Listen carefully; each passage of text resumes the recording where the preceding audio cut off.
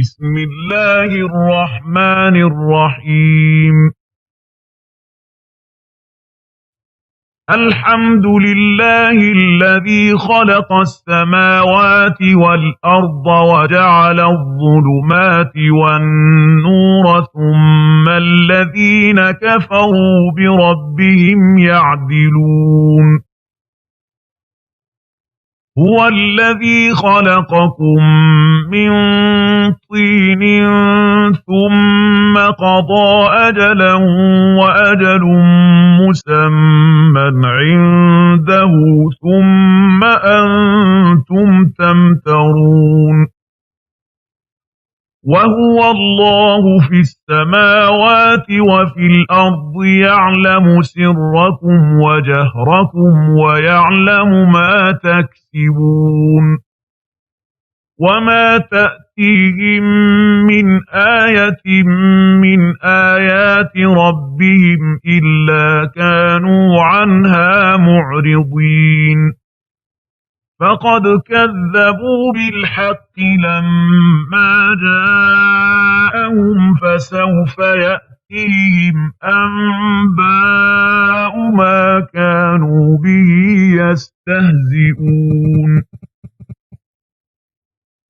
ألم يروا كم أهلكنا من قبلهم من قرن مكناهم في الأرض ما لم نمكن لكم وأرسلنا السماء عليهم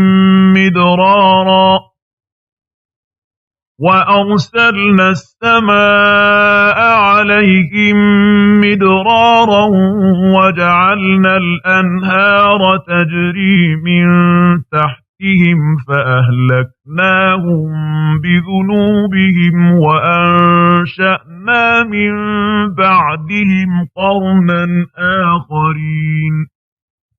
ولو نزلنا عليك كتابا في قرطاس فلمسوه بأيديهم لقال الذين كفروا إن هذا إلا سحر مبين. وقالوا لولا أنزل عليه ملك ولو أنزلنا ملكا لقضي الأمر ثم لا ينظرون. ولو جعلناه ملكا لجعلناه رجلا وللبسنا عليهم ما يلبسون. ولقد استهزئ برسل من قبلك فحاق بالذين سخروا منهم ما كانوا به يستهزئون. قل سيروا في الأرض ثم انظروا كيف كان عاقبة المكذبين. قل لمن ما في السماوات والأرض قل لله كتب على نفسه الرحمة ليجمعنكم إلى يوم القيامة لا ريب فيه الذين خسروا أنفسهم فهم لا يؤمنون.